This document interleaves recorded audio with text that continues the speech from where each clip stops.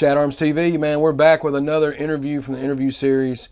And this is a gentleman that I've been excited to sit down and talk with more. We've had him on the podcast with his brother, on I Got Some Shit to Say podcast. He's blowing things up right now, man. It's King Ego. What's up, dog? Yeah. Man, we've been knowing each other for a minute, dude. Like, I remember back when me and Joy Band did those couple of songs in like 2021. I had known of you through him back then, you know, like back in the early, it was right around pandemic, I want to say, when I found out about you guys. And over the last, what would you say the last year, maybe a little longer, that things have really started to? Probably since November of last year. Yeah. So November of last year is when it really took off. Yeah. Probably a little bit before that. 'Cause I remember quitting my job around Halloween when it blew up. That's crazy, man. And I'm super happy for you, man, to see what you've been able to do, because you've been working at it for a minute. And we're going to sit down and talk to you, man, and give the people more of an insight as to who you are, where you're from, you know, what you've been through and things like that. So, were you born and raised here? Yeah, born and raised East Nashville, over there by Trinity Lane. Okay. Yeah. Yeah, dude. Yeah. So, obviously, Joy Band's your brother. You got any other siblings, or is it just you and him? Yeah, no, I got two other siblings, two sisters. Okay. So, yeah. So, what was it like growing up in Nashville? I mean, it was cool, really rough. Really rough. I had that rough childhood. You bouncing home to home, school to school, so I never kept any friends, never, nothing personal, no relationship, no shit like that, because I was always bouncing around, so, Yeah. you know what I'm saying? So that's basically what it was. Yeah, it was kind of like one of those things you didn't really let nobody in because you knew before long. Yeah, because it wasn't even worth letting anybody in. Yeah.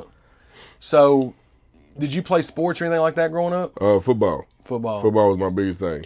Did you play in Nashville, or did you play? I played in like middle school and shit, and I probably only got like one good year in, and then nothing. Like after that, okay. I couldn't even play. Yeah. So, musically, okay, like growing up, do you remember the first, maybe not song, but like style of music that, and it may not even have been hip hop or whatever, that you remember hearing as a kid, whether it was from the siblings or the parents or just somebody you were friends with? So it was real crazy. So my mom black, my dad white. So I had like the best of both worlds. So I would hear Garth Brooks all day one day, and then all of a sudden we'd hear like Faith Hill or Mary J. Blige or you know, all the next day. Yeah. And then, you know what I'm saying, then he would hear a Selena song come out of nowhere. You know what I'm saying? It was just real different in the house. Different. That's cool though. So that you get that eclectic style growing up. Yeah. Do you remember when rap became something that you started digging? Yeah. Around like 5th grade, I wrote my first song in the 5th grade class, and it was so dumb. It was so dumb, Right. but I thought it was so hard. Yeah. And what's even crazy was like when I got a little bit older and Joy Band wanted to jump in, I gave him that rap from 5th grade. It was so stupid. It was so dumb, but he took it and ran with it. It just it was real funny though. Yeah, that's cool though, man. Starting out that early. What rap do you remember being influences to? Was it like Tupac, Wayne? Was it those guys, or was it a little bit after that? Really, it was Digital Underground. Okay, yeah. Yeah, Hell yeah, that's what's dude. crazy. Yeah.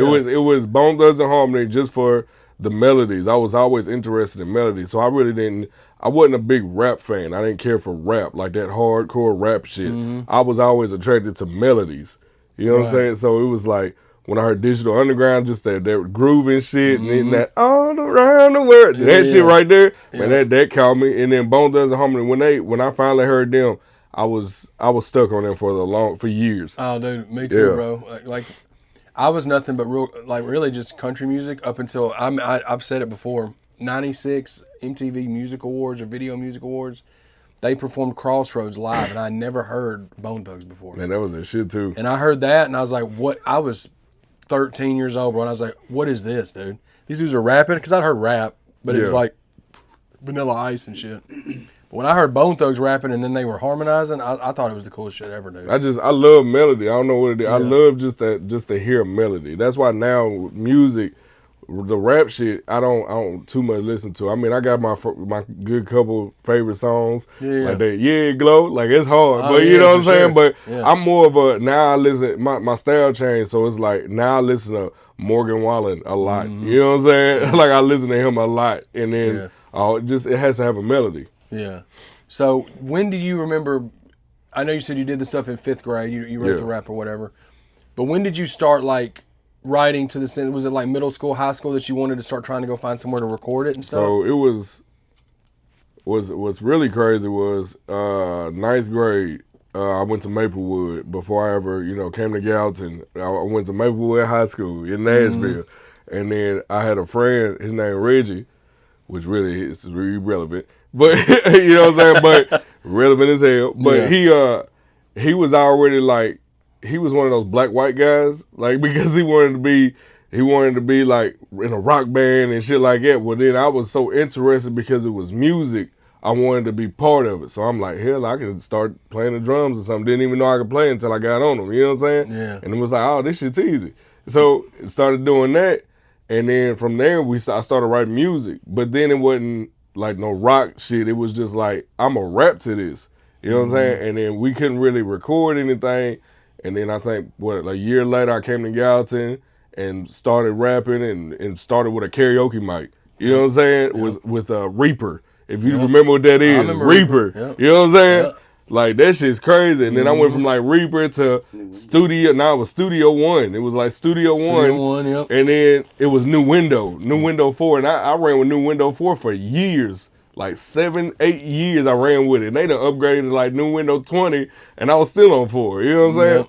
So, pretty young age. I've been, I really got into it when I was in like 9th grade.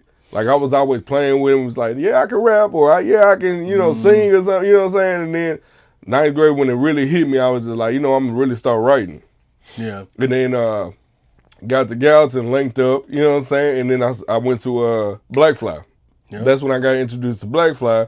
Yep. And then everybody that was around there, like, I knew Jelly before he blew up. Yep. You know what I'm saying? What was that dude? Cashville, when he had that Cadillac with the what was it? His album cover on it. Yeah. You know what I'm saying? When he was what was it on the back of his trunk? I remember he was snorting money.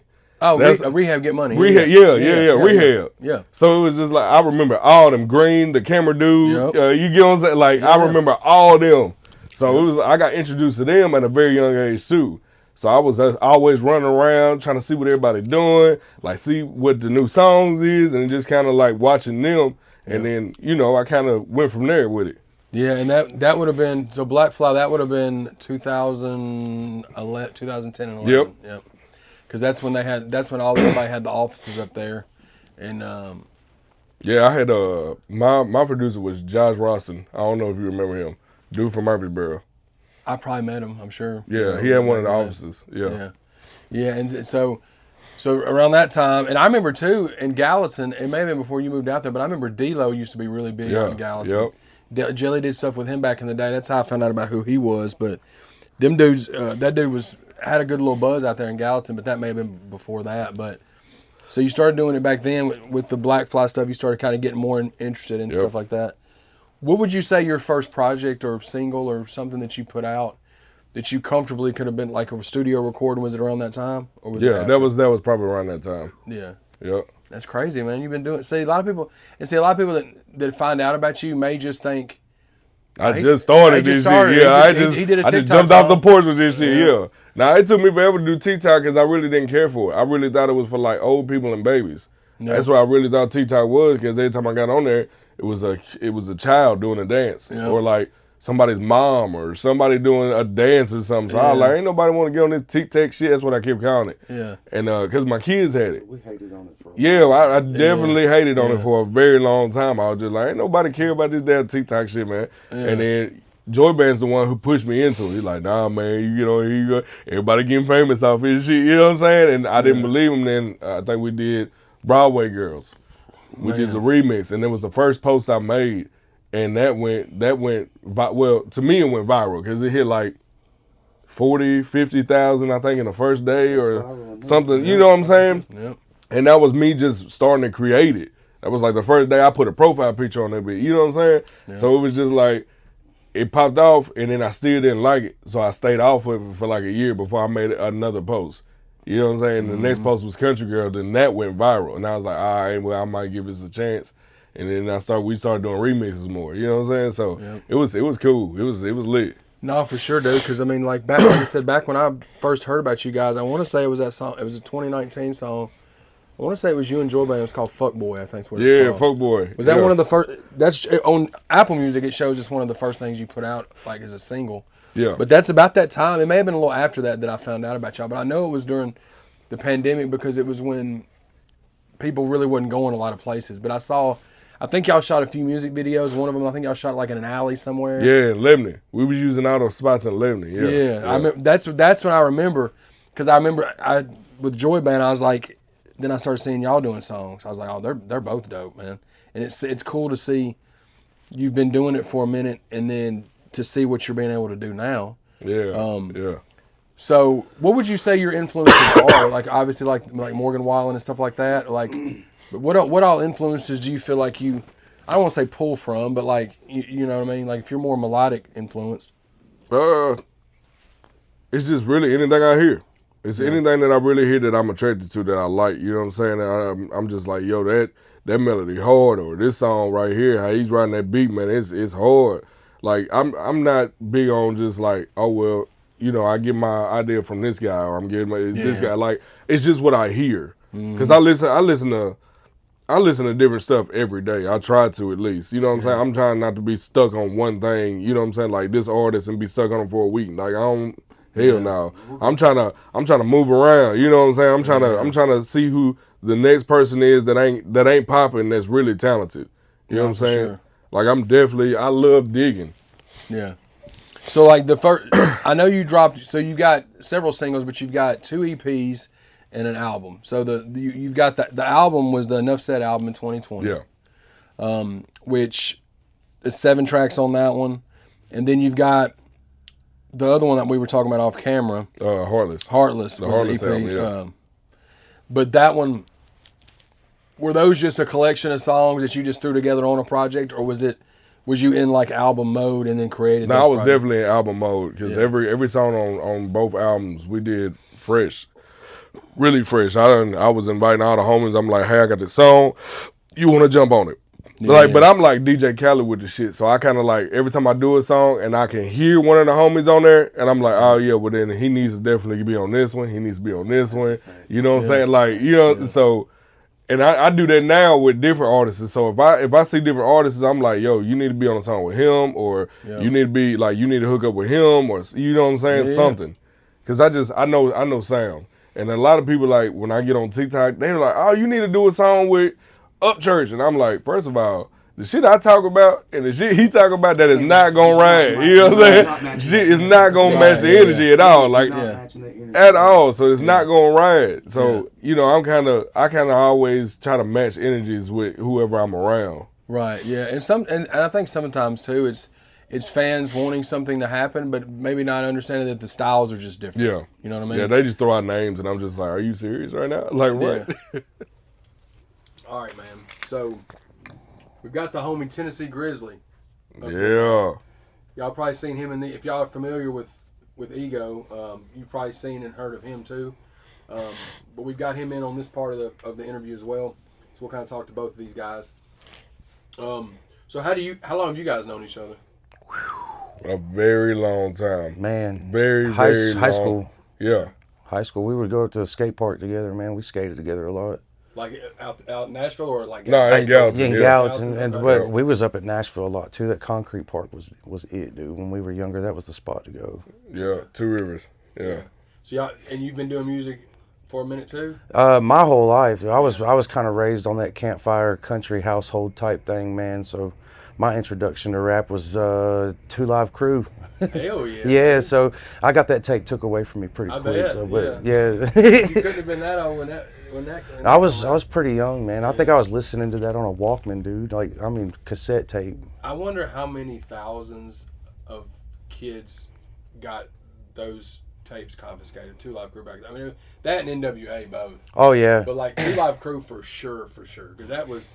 They were raunchy, dude. They were so raunchy. That's when that was not. Now, I mean, every rapper, every female rapper, almost every female rapper is on that time now. But back then, it was like that was taboo. You wasn't that crazy with it. But And then y'all started. How long y'all been doing music, like collabing and stuff? Man, this guy found me in a parking lot. In front of the skate shop.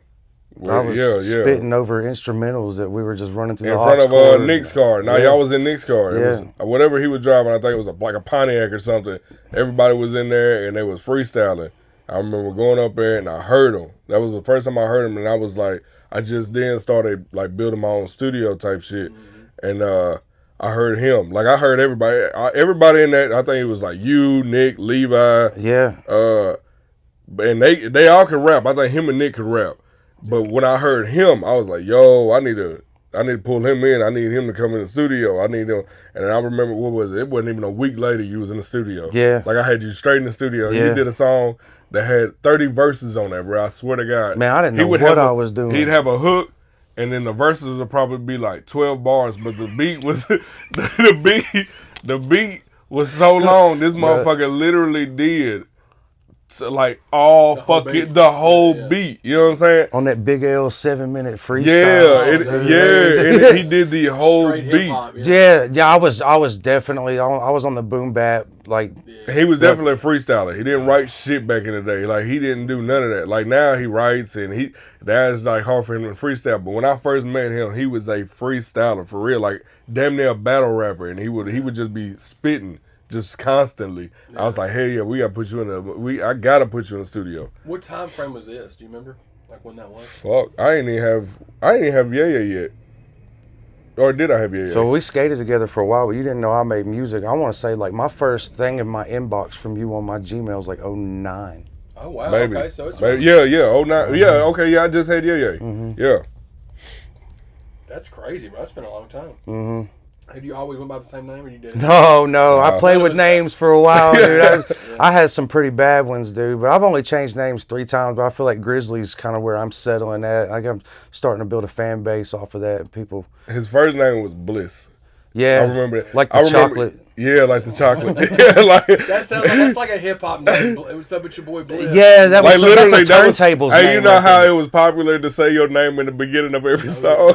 Like literally, it's Bliss. That's all you ever heard. Every song. It's bad because the double S and the long S sound is just awful. Yeah, and we didn't believe in the DS, so you heard all that S. So you Bliss. that hard S. Yeah. Bro, Yeah, and that's crazy, man, because, like, me being old school, like, I mean, we're all roughly been doing it the same amount of time, so I still have to remind myself, you don't talk on intros anymore, Chad. Hell no. Oh, yeah. That's what it is. Like, yeah, we used to... Like, you introducing everybody, so it's like, you ain't got to do any of that no more. But it was worse if you did R&B, because you'd be like, yeah, girl. Yeah. I see you looking fine tonight. Like back in the day when you had your voicemail and you'd play a little song and then you'd say something like that. Oh, I used to do that to piss people. I used to play that Chris Brown song. We was talking about No Air. we was talking about ringback tones. Yeah, ringback tone. That shit. Yeah. So big. What's crazy is when that happened, everybody's like, "Well, it can't get any cooler than this." Oh yeah. And now you can go to space from your phone. Man, my ringback tone was Soulja Boy. They kiss you through the phone. I remember that. Hell yeah. Man, I think I probably had some. He was real big with that ringback tone shit though. He really slick started. The ringtones basically. Dude. I was such a white kid. I think I had like blind melon. Hell yeah. Yeah, dude, I was like, I was like Guitar at the Talent Show white, like just. Yeah. I was the whitest white kid you've ever seen. Dude. Like, let me speak to your manager. Mayo, yeah, yeah, just mayonnaise. That's dope though, man. So y'all been cool for about 50. It's been about 15 years then. And then literally, so y'all been just locked in with like we'll kind of bounce around, but like so currently, you've got the Locals Only EP out. Yeah, it's doing really well, and which also real quick that is my sponsor. They changed their name. They're Savage Grit now, but I got that name from them when they was Locals Only. So when I jumped up there, when I jumped with them and did the interview with them, they sponsored me, and that's some people out of California. Shout out to Nick. But, you know what I'm saying? But then he changed the name to Savage Grit. But then I had my manager actually had the idea to name it Locals Only. I was like, that's my sponsor name or whatever. He was like, yeah. And I was like, it kind of makes sense because everybody that's on that album is literally every song on there is a feature. You know what I'm saying? So, and they all local. And they're all local. So I was like, yeah, that makes sense. So I was super excited for that. That's cool that it's got the double meaning to it because I didn't know that was the sponsor. But I thought it was definitely a cool project. And so like the TikTok stuff, like you said, it was what you posted one video with Broadway Girls. You didn't really think much of it. Then the next one you said went viral. See, so Broadway. Oh, it was the one with Alyssa. Yeah, that's what I was wanting to say. That Last Night remix with Morgan Wallen. Yeah. And then I posted that one, and that actually took off too. And then after that, it was all originals. And then I did like a couple remixes here and there. But yeah, that video was where we found out about the comment section. Really, this is like how wild the comment section can get, really? dude. Just like they're arguing with each other. Yeah, or full on conversations, or just like they just come out the gate with. But it was more because, you know, well, I'm mixed, but you know, to everybody right now, you know, that's really blind to the whole thing, racial shit. It was the fact that a black guy did Morgan Wallen. So most of all the comments was very racist. Very racist. Really? Yeah. Yes, it was. It was very racist. right out the gate at first. You like, think you people could take our music, or is this something dumb? And I'm just like, wow, that shit is crazy. I didn't even know this was still a thing. I didn't know it was still a thing. I definitely didn't know that those type of racist people were on TikTok. Like, man, they're all over TikTok. They're all over TikTok. They're in the bushes. They're at your local Burger King. They're in the mailbox. Like, what's even more crazy, when I did the remix to Shabuzi, it was still racial comments talking about, this is horrible, and one day you'll write your own. And I'm music. just like, what the fuck? And it was some racial slurs, and I'm like, do y'all not understand Shabuzi's black too, with dreads? Like, you can't get no more black than that. Oh, they did say you were better. They said they would rather hear you over Beyonce, though. That was the thing. Yeah, no, I was definitely proud for that. Yeah, I'm definitely and it's proud. like, it ain't like fucking white dudes have been doing rap, like been rapping. You know what I'm saying? Man, but the racial comments is very funny. I laughed at some of them. Some you really don't expect in this day and age, you know. Some of them come out of nowhere, and I really, I laugh about it, because I'm just like, damn, he's mad. That's the first thing I say. I'm like, damn, he mad. Do you ever find it? You seem kind of similar to me as far as just not paying attention to that stuff. But do you ever find is there days where you're like, I really want to fire on this motherfucker and say something? Oh, hell yeah! They got to talking about my legs the other day, and I wasn't having it, dude. Let's talk about your legs. They said they were too white. I don't know. I don't get it. People just want to pick at something. And I'm just like, all right, y'all can come off my leg. Bro, them shorts was small in the motherfucker though, bro. I ain't gonna, you show kneecap and all, bro. They was out there, and they're a little white, but I could work on that. Like, you need to be constructive with your criticism. Yeah, like but like that. Oh man, that's great. It was definitely funny. I take it as it comes, dude. I'm not even supposed to be here, man. Like, you know what I'm saying? Like, I'm happy for every opportunity that's graced my presence over the last year. So. Yeah, man. Yeah, literally, I got a thing to where I posted it. I don't know if I think you liked it. Maybe I posted it on my Facebook where I said, you know, how I came in. Or what was the post? The people I started with. The people I started with is the people I bring with me. Absolutely. Like literally, I've been knowing him for years, and he came out the basement with me. Him, Joy Band, and there's like 5 other motherfuckers that literally you done seen them in my videos somewhere. Yep. You know what I'm saying? I'm taking them with me. Like it's just been my circle for years. If you've been my dog for about 10 plus years, you going with me. Yeah. You know, I don't care if you cross me wrong. If you cross me, we definitely will fight about it, but then we'll be cool after. You know what I'm saying? Yeah, we squabble. It's been a brotherhood thing from day one anyway. Like, yeah, I look at my whole circle as family type shit. You know what I'm saying? We go at each other's necks when there's something to say, and we'll just hash it out. And then that's it. It's the best way to do it, man, because when you put it all out there on the table, it may hurt each other's feelings initially, but you get over it easier than if you harbor that, or you bury it, or you know what I mean, or if you do it a different way, especially when and that's the way to be, bro. So like, that's what I was going to lead into.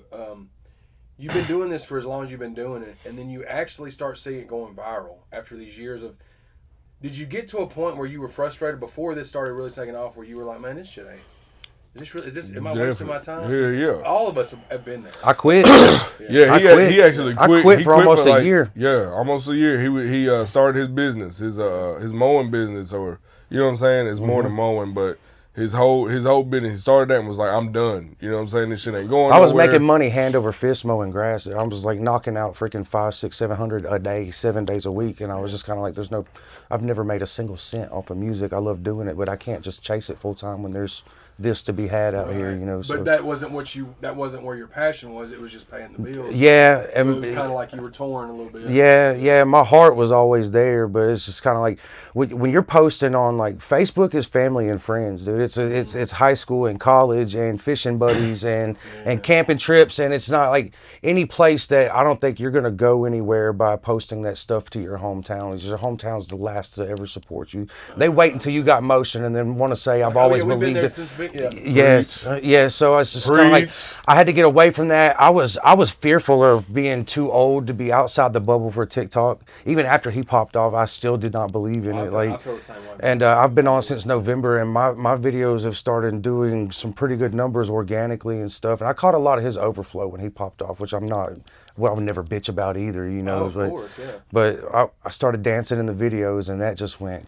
Has that just been always something you like doing? And you just being a goofy idiot, that's me 100%. But he didn't really do it until the Shabuzi shit. Yeah, that's what popped you off. And I literally said once I recorded it, we was in Lebanon, and I said, "Hey man," I said, "I'm gonna do this clip." I was like, I looked at him. I looked at him. I said, "Bro, go crazy." I said, "Go crazy." I didn't know. I didn't expect him to do all it because I'm looking at the camera the whole time, so I'm not seeing what the hell he doing behind me. Yeah. So when he bouncing off walls and shit, I'm not seeing. I'm in the mode. Yeah. So once I seen it, I said, "Bruh," I said, "This shit about to go viral." I said, "This shit about to go viral." We woke up the next morning to like 1.5 million. Yeah, and I was just like, "Holy shit!" I was like, "Oh, you gotta do it in every video now." and I have been, but since that first video, that video alone was good for like 15,000 or like 1,500 followers, just like out of the gate. And then every video since then has been close to 1,000 followers just off of dances. They're adding me. They're like blowing the comments up over the white guy dancing in the back, and I was just like, this is it. And if this is how I got to get people to listen, then I really don't give a damn. Like, and you're dope. Like music-wise, you're dope too. No, so now it's like people, even if they, because dude, that's what I've had to try to figure out too. Like doing the camera stuff, and also being an artist, like trying to balance it. But like I'm to the point now where it don't matter to me how people find me, if it gravitates them towards other stuff that I'm doing. So that's dope that's been able to. And congratulations on the YouTube shit, man. I appreciate it. I seen that. I've been seeing your posts. I was like, man, I can't wait to hit them numbers. I know, bro. That's the hardest algorithm to crack. Yeah, I swear to God. And every day it's different, bro. They'll and I know y'all probably deal with this on TikTok too, but they'll be throwing everything you post into the algorithm, and then all of a sudden they just turn the water off. Yep. And they don't tell you why. You can't talk to nobody, and then all of a sudden. You don't change nothing, and then it just starts throwing it back in there. It literally, like, once you probably post something one day where it's like a Monday, and it gets no views, probably like that Thursday, it'll pop. Yep. And then it'll cut off again and be like it'll be like Saturday, it pops off again. Yeah, but no 2 Thursdays are the same. No. Yeah, at all. None. And no times are the same at all. And it's like I like trying to catch these holidays and stuff because I figured a lot of these people are on their phones and stuff. And this guy's like, it's 50-50, and I was like, there's no way it's 50-50. Like, man, it's 50-50, dude. It is literally 50-50. Yeah, and it's so like when that stuff really started taking off, it ended up getting you to where you like was able to get a situation out of it. Correct? Yep. Do you want to speak about that at all? Is that something you can speak about? Yeah, I can definitely see. Hell yeah. Okay, I didn't know. Yeah. So I'm with Alamo, which is a branch from Sony. Okay. So basically Sony. Yeah. You know what I'm saying? So I'm with them, and it was just off of the Wild Ones remix. That's basically that's what it was, and I had. It was them. It was what was it? Republic Records, Columbia Records, Universal. It was man. It was crazy because like flies to shit. I was at work, man. It was right before Halloween. It was a week before Halloween. I released it. Went outside to the studio.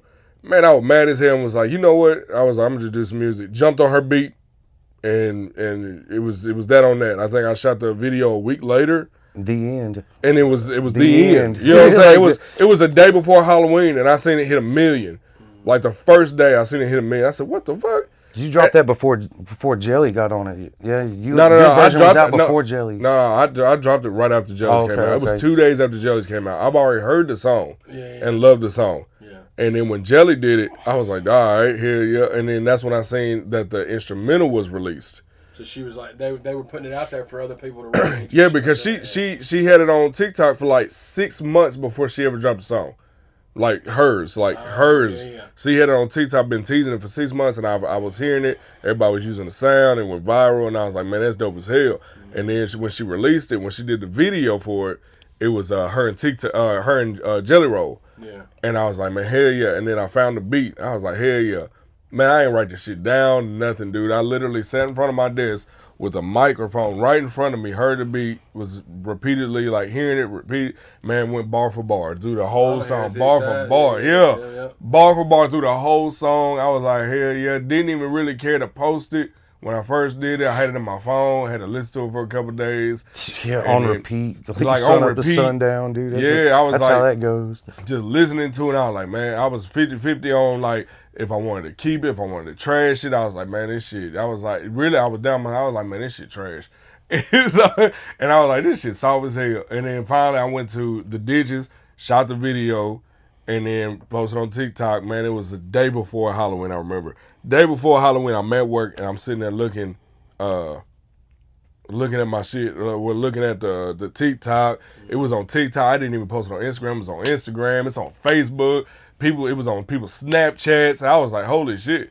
And then the duets. Yeah, it was like 20-something thousand duets. I was like, holy shit. And I remember getting up at work, and I was like, I'm about to quit. And I worked at a juvenile facility, a boys' juvenile facility, so you can't move around. I just literally stood up. I'm looking at my supervisor, manager, and I'm saying, hey, man, I'm about to quit.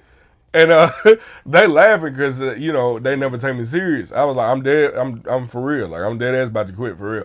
And I did the rest of my shift. I remember doing the rest of my shift, and I didn't show up the rest. Like, I did not show up after that at all. And then I remember calling. They was like, so what's going on? I was like, what did I say? I was like, bitch, I'm famous. And I hung up. Hell yeah. Dude, yes. I ain't gonna lie. If I get that literally, message, I remember saying it. And I was like, bitch, I'm famous. And I hung up. And then I remember you had a Rick James moment, bro. I remember I had to talk to the HR. They was like, well, since you quit, you remember you want to bring your shirts in? Hell yeah, I was proud. I was like, hell yeah, I'm gonna bring them shirts in.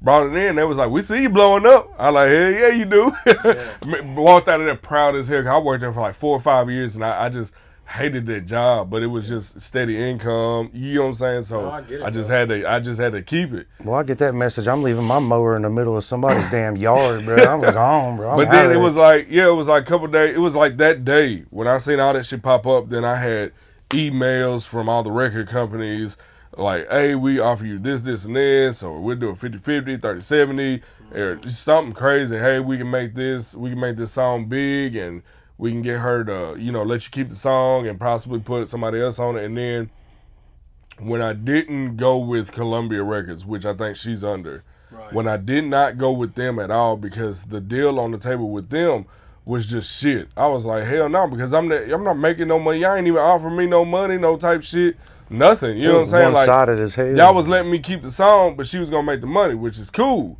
I mean, I definitely would get the fame from the shit, but me not seeing nothing at all, like, hell no. Like, no, I'm not doing it. Yeah. And then, Alamo, Sony hit me up, was like, oh, yeah, hey, you know what? You so talented. They believed in me so much. They was like, you so talented, and you cannot work with the song, and you can't really have the song, it's not your song. I already knew that. It was just a fucking remix. You know what I'm saying? Like, and I'm not trying to steal nobody's shine or steal it, but they gotta think, like, a lot of people hated me for doing the remix. A lot of people. I got so much hate from doing that remix because they're like, you need to come up with your own shit. But I'm like, dude, throughout all these years, Lil Wayne remixed everybody's song. All his albums was a remix.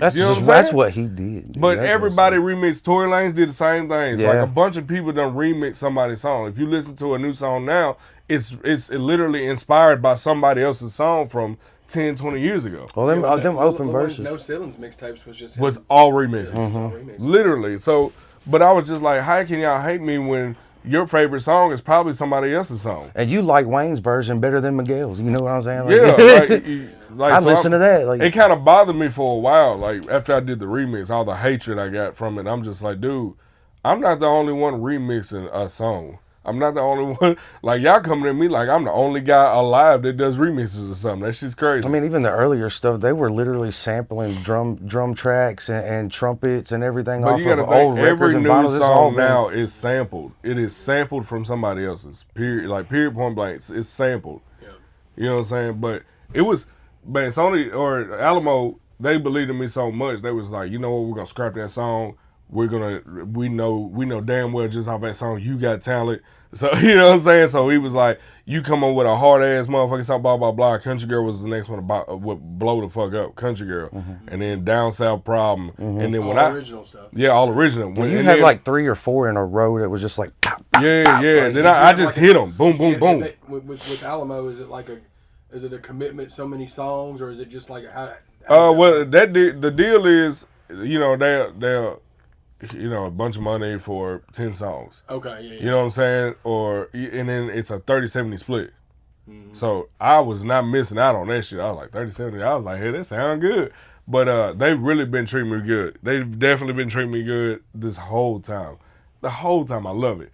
And I actually You're just... the 70 end of it. Yeah, I'm the 70 end of it. Yeah, I'm the 70 end of it. So it's like... I love it. I love it. I love the position I'm in right now because it's like I didn't even know Spotify and Apple Music and shit had an algorithm. Never knew it. Never knew that, but they know it. So every song that I come out with, compared to what, five years ago when I was dropping music, and would only get like 10 views or 10, you know what I'm saying? Now it's getting thousands. So I'm just like here, Spotify alley-ooped it. Yeah. So that's what's up. Yeah, so it's I didn't even really think about that. Bro. It's nuts because they got when you scroll on Spotify, it gives you that whole sections of like songs we think you'll like type. Yeah, shit. So and I'm on like, different like big playlists and shit. Like every song is on huge playlists, so it's like hell yeah, you know what I'm saying? What do they group you under on TikTok? Like when you go to your video, like what does it say up top right there in the search bar? What are you talking about? Like, you know, like they group you under a certain like type of music. Like when I go watch my videos up top, it says Jelly Roll every time. Like I was like straight away, it's but like they group me right under that Jelly Roll type genre. I always either say Kevin Gates. All right, I'll give you that. Every time. I'll give you it'll that. either say him or it'll say Jelly Roll just because of whatever style I'm in.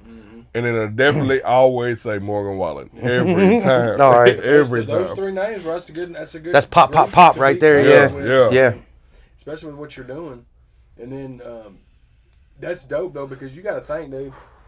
I mean, if you don't have an Alamo, if you just upload this stuff all by yourself, even when you go through distribution companies, they take 15%. Yeah, my So, like, Tipalti fees are like they're pretty decent. Dude. Yeah, so like to be able to do a 70% split with a major that's a really good situation. And it's my situation is only a distribution deal. Like I'm not signed with them, so I'm still basically a independent artist, but I just got my distribution deal. Yeah, but they're doing all them alley-oops and stuff. Yeah, definitely. They give you that pat on the butt and they put you on your way. So. That's y'all doing it as long as y'all doing it, and same with me. Like that's all you need as an independent artist. That's all we need is the look. Yeah, we can be over here rapping our ass off and making the dopest songs ever, but if the light on it is as big as a pin top, like ain't nobody gonna see it, but that little small amount. But if you throw it in a big ass spotlight, you know what I mean? It's And we said for years all we needed was a damn foot in the door, and that was gonna be it. Like once you. And it's crazy because right when I did it, he wasn't doing music. Joy kind of pushed it to the side. I mean, he was doing it, but he kind of pushed it to the side. We picked awful times to quit. But man, they picked the time to quit right when I popped off. That's what it was. Everybody quit right when I kept going. So it was like, even with the last interview, like literally, Joy said, like, I kept going. Like, I never quit because I'm the one with the studio anyway. So when I got bored, that's all I had to do. I don't play video games and shit like that. So I'm just always in the studio. Yeah. So I just kept going. I feel like I had no choice. 'Cause I was like, man, I'm not gonna quit this shit. You know what I'm saying? I love this shit. Yeah. But now, the love kind of dimmed down because now it's business. So it does get to be work. It's hectic. It's really hectic. It can be because you gotta meet deadlines and shit. You gotta. I was gonna ask you if that like some of the pros and cons of it now. Like you spoke about the pros and I guess the cons. Okay, yeah, the cons are basically like deadlines, or you have to do this, or you can't like I had to kick him off a song recently, like yesterday, because Bailey. Because I just did the locals only, and it all had features. So they're like, hey, you need to do a couple of them where, you know what I'm saying, it needs to be just you. And I kind of understood that. So we previewed one of the songs I did. And it popped. It went slap. And I was just like, I got my verses. I was like, I got it halfway done. I spit half of it for him. He's like, that's going to go. I'm like, man, I got you. I'm going to go home tonight. I'm going to write this. I swear to God, I put the last bar in my notes in my phone and I hit save. And then he calls me to tell me that it ain't going. I was like, all right, man. I was like, yo, you can't that's be all on good, it. man. Like, you got to swallow that shit, dude, because without a him, there wouldn't be a me. You know, I quit. So these guys, him and Joy were on my ass about daily. To get me back into it, and then I jumped back in with Goodbye Vibes, and it did pretty well and stuff, and I started slowly kind of gaining numbers, but once I hit that dance in that one video, it just went pretty wild, dude. So I'm glad to even be around. I'm gonna do whatever it takes. This is his show, bro. I'm involved. I'm cool with it. D12? Superman video. I was in the back. You know what I'm saying? Like I'll be that. That's cool, man. Like dude. Do you feel, Ego, do you feel pressure now, like that you've got the situation you're with? A lot. To come up with the next? A lot. Yeah. Because now it's like they're so used to a certain style of mine or certain shit that I say or just, you know what I'm saying? So I got to keep it up. So I got to basically, I never gave a fuck about trends or what was viral or anything before all this. You know what I'm saying? So now I got to keep up with what's trending, what's viral, was fucking dudes saying over here that just went fucking viral for no reason, or especially when I did the Morgan on the rooftop. When I said that shit, that was like that was perfect, bro. Because I think he literally bailed out of jail that morning, dog, and we went and shot that video. we shot that video, and so it went instantly through the roof. So I always gotta keep up with the catchy shit, and it's just crazy because I did music for years and never really gave a fuck what I said. I never had a filter, and now it's just like I gotta sit here and really listen to what people saying now, and I gotta quit saying this, or I gotta at least slow down on saying this, or you know what I'm saying, do something, or change up some shit, or it's really work now. It's really, really fucking work. But it hasn't slowed the flow none. Like it's No, but that's because I kind of really been on my shit. I really, really definitely been on my shit. But it's hard. It's harder now than ever. It's really hard, and especially with the industry. You know what I'm saying? When you have a manager, which I have a great fucking manager. Shout out to Bailey. I have a great manager. He's always keeping me on my shit. He's always keeping me on my toes. He's like, hey, you need to do this. He'll send me a whole fucking list. Talking about, hey, you need to shoot this content today. You need to get this done. These 2 songs need to be done by this date. And it's a lot of pressure. A lot of pressure. I'm just like, hey, man, I really be wanting to tell him, like, dude, suck my dick, dog. Like, for real. Like, but you can't. But he's so good at what he does, and I appreciate it because if it wasn't for him, I wouldn't really be on my shit. Yeah. You know what I'm saying? And then with him being on me like that, I'm on him. Yeah. So which has worked out. Yeah. So it has worked out 100%. Definitely. So I'm definitely on him. Yeah. Well, and so you said you got kids, right? Yeah. Do they help you stay in the loop with how old are they? My oldest is about to be 16. Yeah, Sky does. Do they help you with keeping you in the loop on what's trending? And Sky on my that. daughter does. Yeah. My 10-year-old daughter does. That's what's crazy. And she does. My son really don't care. He was my cameraman until we started using the tripod. Right. You know what I'm saying? Yeah. He was the cameraman, but now he's more focused on skating shit. Yeah. But I can't. We were there, dude. Yeah. So I ain't even worried about it. Proud of him. That's cool though that they help keep you in the loop with stuff, because if your 10-year-old or your 16-year-old like start to be like, Dad, this is doing this, then it can kind of set your like feelers out to where you're like, okay, well I need to kind of follow what this is going and see if I can do something with this. So even if nothing, I soak it in third hand because they love listening to their phones on freaking 10 right next to you. So I catch a song or something and I'm like, oh man, that sounds cool. I'll lean over and be like, who sings that? Yeah. But yeah, it's definitely it's I don't want to say it's a curse, but it's a blessing what you've been able to. But just like with anything, it's going to come with work aspects. Where before, you were just on your own clock. Yeah. Just like if I record Literally. this, cool. If I don't, it ain't. I mean, And I really hate it for some of the people that I fuck with too, because it's like I'm not gonna say names and that, but like I had to tell somebody, like, look, man, what's crazy now is you're on my time. Like you're definitely on my time. Hey, yeah, no if shit. I get the moving, and you want to be part of that movement, man, You got to move then. You got to move right then. I can't count the time. I got 10 yards tomorrow. This motherfucker hit me up at 8 p.m. talking about we need to go film right now. Fuck, I'm on my way.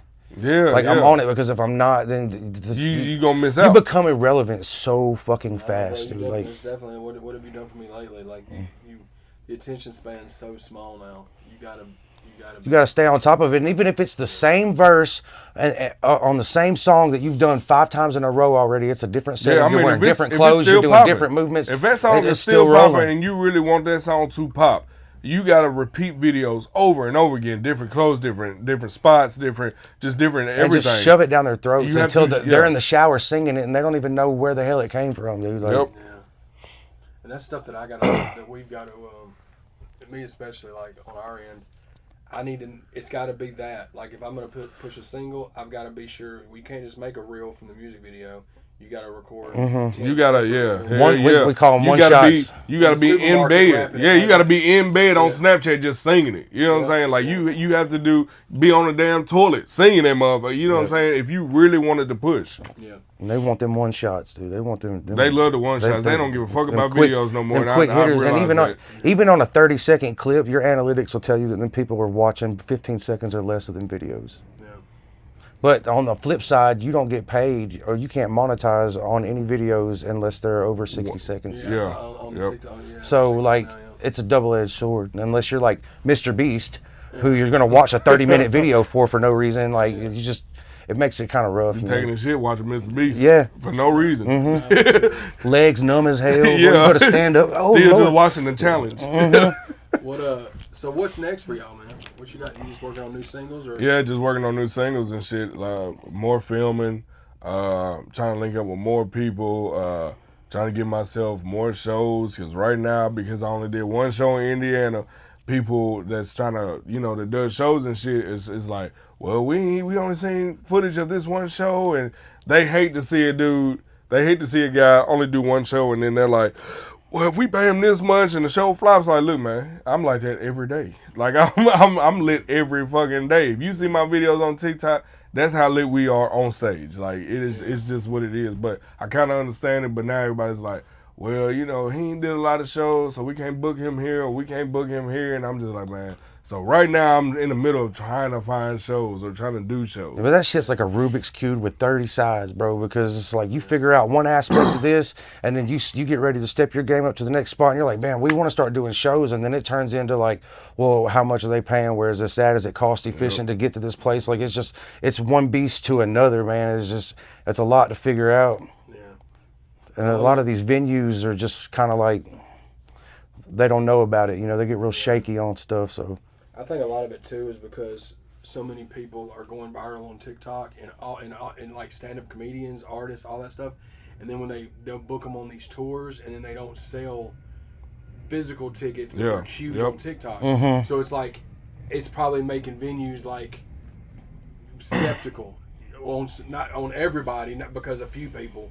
Yeah, you know what I mean. But if you start going on a like at the door basis, then it's kind of like that money's not. It's not set in stone. You're not making anything. Really. You don't know what you got, and you're accruing cost on overhead just getting there, and motel rooms and gas, and Twizzlers and Slurpees. Which I'm kind of glad. I'm really glad that Indiana believed in us for real, because we paid this shit out.